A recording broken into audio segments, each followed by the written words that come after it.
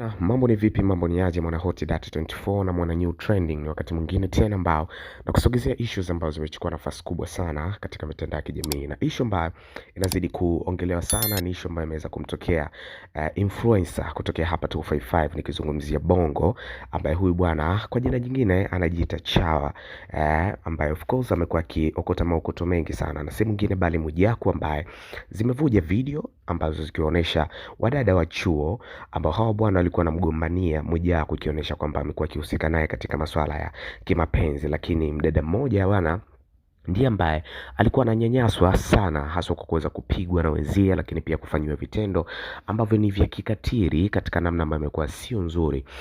Na hii bwana ni video ambazo zilikuwa zinarekodiwa na wanafunzi wenyewe, wakidai kwamba wataweza kuziposti kwenye magrupu ya darasani kwao, lakini pia kwa chuo, ili kuweza kuonesha kwamba jinsi gani wanapomdhalilisha mwenzao kwa kuweza kuchukua bwana wake. Lakini kumbuka kwamba Mwijaku ana mpenzi wake na mke wake, naweza kusema Alicom, ambaye yuko naye, lakini still alionekana akiwa anatoka. Lakini hawa wadada bwana ni vijana wa chuo ambao walikuwa wanategemea pesa kutoka kwa Mwijaku, na ndo njia yao ambao wameweza kuitengeneza. Sasa vitendo ambavyo walikuwa wanamfanyia vimeonekana si vizuri, kwa kuweza kumwogesha maji ya moto, kuweza kumkata nywele, kuweza kumpiga, kuweza kumharas katika njia ambazo zimekuwa kiukweli zinaweza kuumiza. So Mange Kimambi ameweza upload ili swala, lakini pia kuweza kumtag mheshimiwa ambaye anahusika na masuala haya ya ustawi wa jamii, nikimzungumzia Dorothy Gwajima, ambaye ameweza kulishughulikia na kuweza kuhakikisha kwamba anatoa haki stahiki kwa hawa vijana ambao wameonekana wakiweza kumharas mwenzao kwa namna tofauti tofauti. Lakini pia ameweza kujitahidi kutengeneza mazingira ya kuongea